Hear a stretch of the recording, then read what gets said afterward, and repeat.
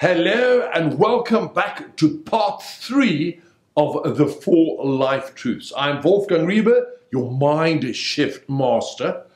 And if you haven't cottoned on why I call myself that, is because I shift the way you think. This is what it's about for me.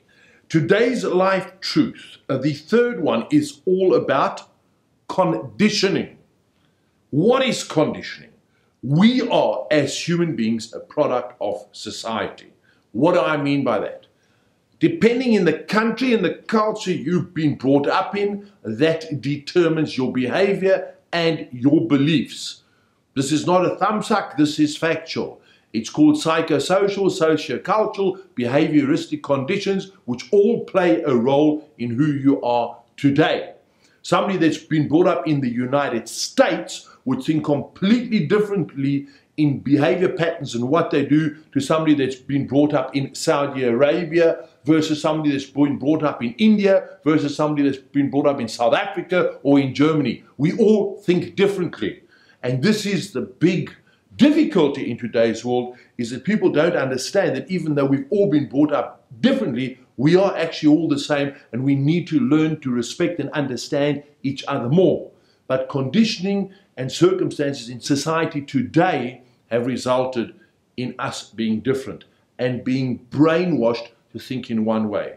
The media plays a huge role in this because we are so, with today's technology, influenced by what we see on the television, on our computers, here on the radio, get via streaming over the internet, that determines how we think. We see posters everywhere. Everybody and everything conditions us to think in a certain direction. We tend to follow what we've learned from our parents and then the society we're in.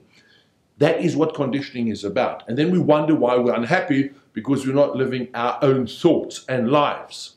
I trust this makes sense to you. In fact, there are a few people that use this terminology. I like using it today. I call people sheeple because everyone's like sheep, all follow the masses. If you don't believe in conditioning, the first thing you learn when you study psychology is they ask you what is the definition of abnormality, and the answer is that is dependent on the society in which you grow up. Interesting. Secondly, they teach you something called classical conditioning. If you were to take a dog, put him in a cage, and every time before you feed him you ring a bell, and after 3 weeks the dog is so used to that bell ringing before he feeds, you can ring the bell without having food there, and the dog will naturally salivate. It's called classical conditioning. We as human beings have been classically conditioned by the society in the country we live in. Not necessarily the culture that's done it, maybe the governments, maybe the media, maybe the powers that be, but we have been conditioned to think in a certain way. And that's why there's a lot of discontentment in the world today, because people aren't living who they are truly within themselves. Hence, in the last lesson, I focus so much on passion. Being honest with yourself, finding out who you are within yourself here and following your own passion. Now, another example of conditioning is they call it the 100 monkey syndrome, where they started with a monkey in a cage with 2 holes where the food is served in. The one is normal, the one, if the monkey goes in there, there's an electric shock. So of course, every time the monkey goes in there, he gets shocked, he doesn't go in there anymore, he only goes to that one. They bring in a second monkey. When that second monkey heads towards the opening where the shock is, the first monkey starts screaming and jumps up and down.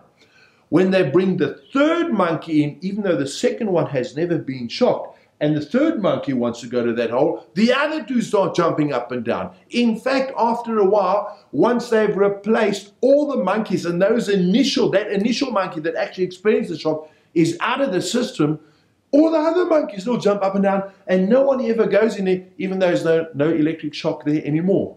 That's called classical conditioning. That is how we have been brainwashed to just follow the masses and be sheeples. We've got to learn not to be like this.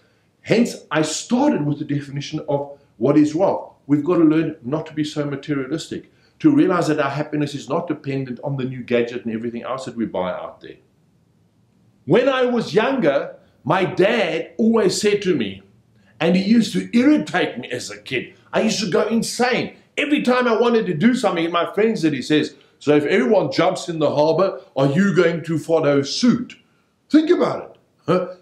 We do what everyone else does. And I can be grateful to my father today that he kept on saying that to me.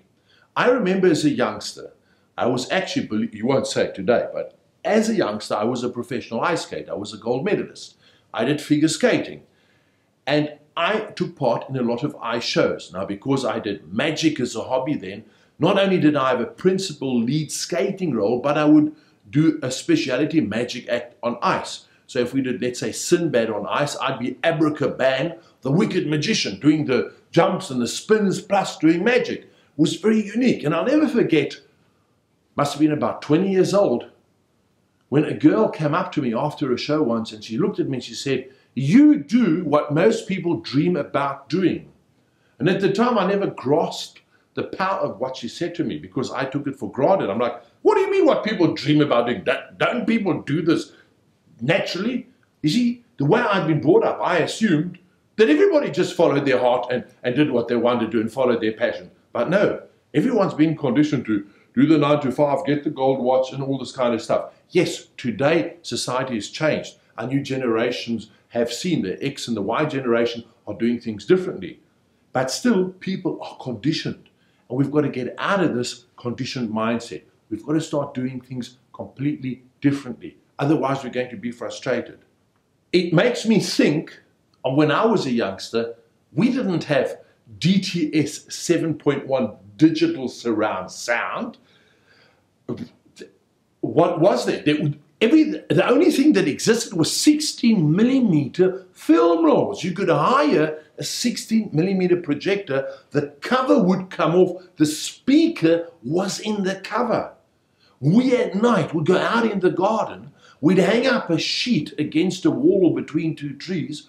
We'd put the projector far away so we had this feeling of being out in a cinema, have the big screen there, have this little speaker playing this movie, we'd have a barbecue going, and that would be the most awesome night out for us. If I think back of my youth, those were still cool times. Guess what? We didn't have DTS. We didn't have the fanciest sound or equipment. It was still magical back then. You don't need, of course, DTS is nice, and today, sitting in your home and having cinema sound, yes, right, but what I'm trying to say is, does that really change who you are? It depends on what you make out of that experience. As I said right in the beginning with wealth, the emotional connection with the friends and the special people around you, that is what brings memories. Years ago, we wanted to go out with our neighbors. And my wife and my neighbor's wife got together. They came up with an idea, why don't we just have a picnic in the living room? So they each packed a basket and we had one blanket, opened it out right in our living room, and we all sat around there, really cheap dinner, and we chuckled and we nibbled on cheese and little buffet-style foods for the whole night. We had a fantastic time out. No big money was spent, no high-tech was involved. We just connected with each other. Weird that today, after all those years, I still remember that. I know one day when I'm older, I'm going to even remember that then because it was a special emotional connection. We don't always have to be so technology mad. Let's take it a step further. Have you ever driven from point A to point B? You've arrived at point B and you go, how the heck did I arrive here? I can't even remember driving here. Ever happened to you? Guess what? That's called conditioning. Because you've just gone through the motions in driving, it's been all subconscious, and your mind's been somewhere else. I want you to do yourself a favor. If you are not completely content with your life right now, and if you are a bit frustrated, and maybe there are things that are getting you down, think back of all those times where you've done something where you don't recall doing it, where you've just been at the end result and like, hang on, what happened there? Ideally, the next time you drive somewhere, it'll be easy if you do it like this. Once you arrive at the destination, think back of what your thoughts were during that process. And you'll find, especially with driving, that you've had many negative thoughts because everyone that just cut into you must have gone, hey, you schmuck, you idiot. You've most probably shouted, but you've done it so in such a conditioned way that you don't even realize you're doing it. You see, often in relationships, our partner gets annoyed with us and we don't know why, because we don't even realize the irritating things we do. It's been so brainwashed, ingrained into us. It's conditioned. So the next time you drive somewhere, Think back of all the things that annoyed you and all the times you screamed or had a bad thought, or this idiot that cut across in front of you or walked over there, or look at that ugly person, or you were judgmental towards somebody you saw on the pavement.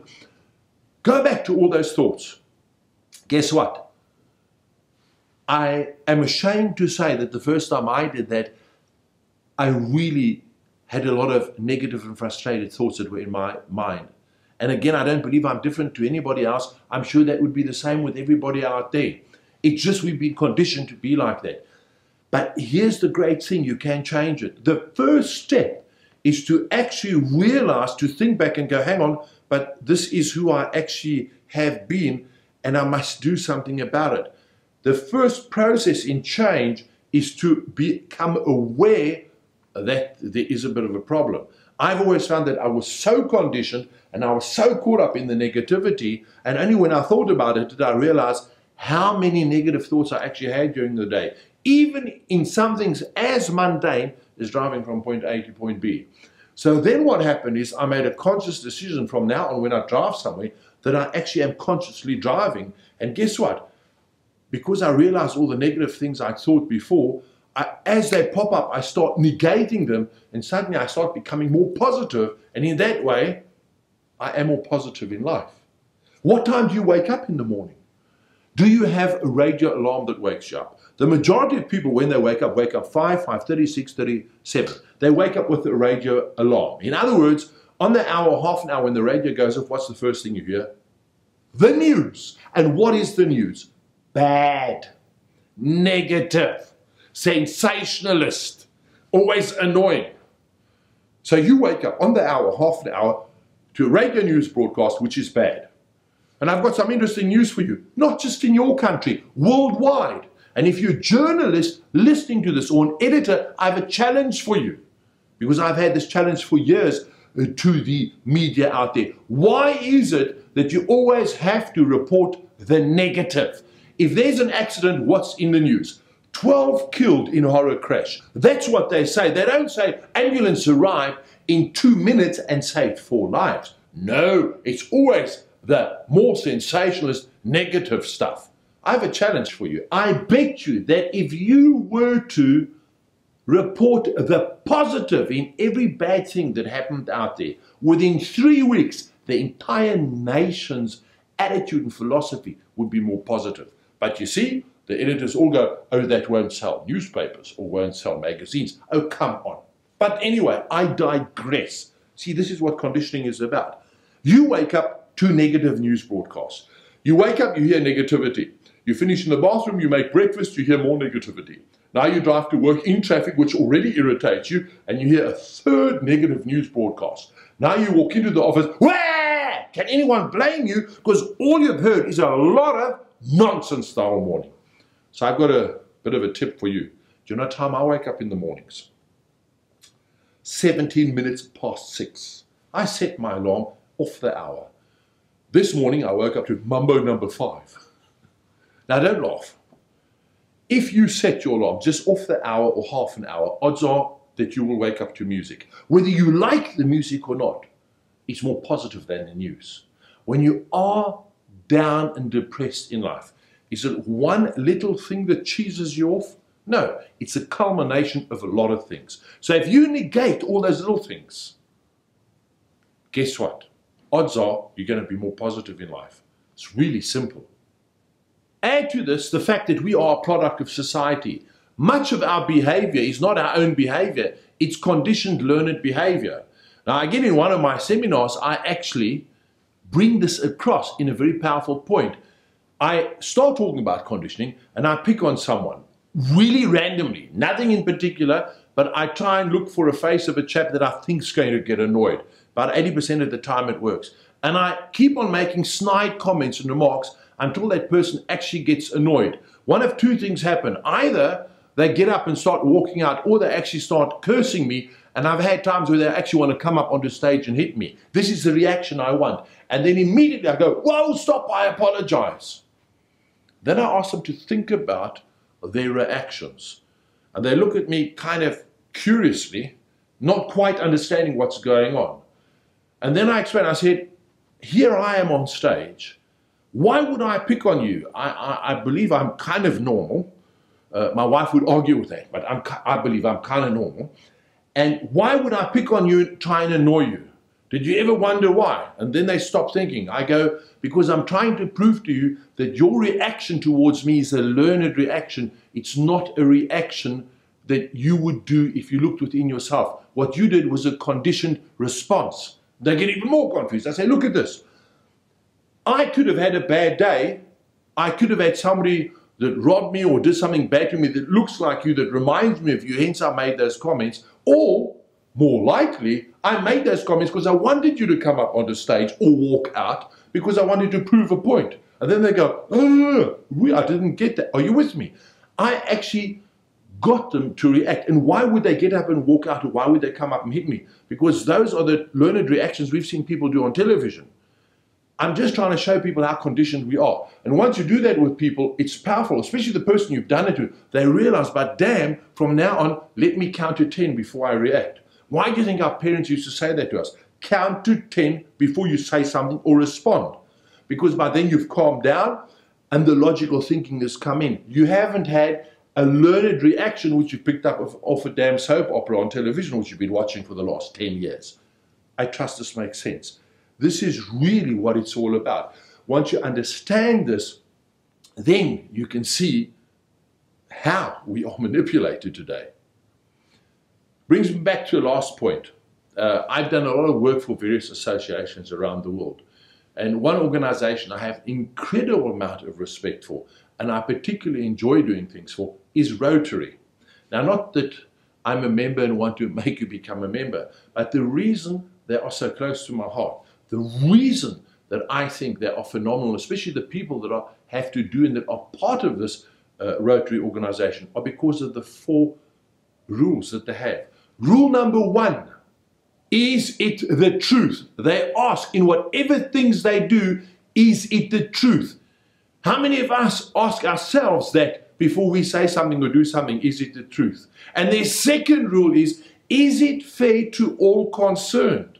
You see, we live a life, we've been conditioned that I've got to benefit. Hang on, it's not just me that's going to benefit. Whatever I do in life, you should benefit as well, because then it is fair to all concerned.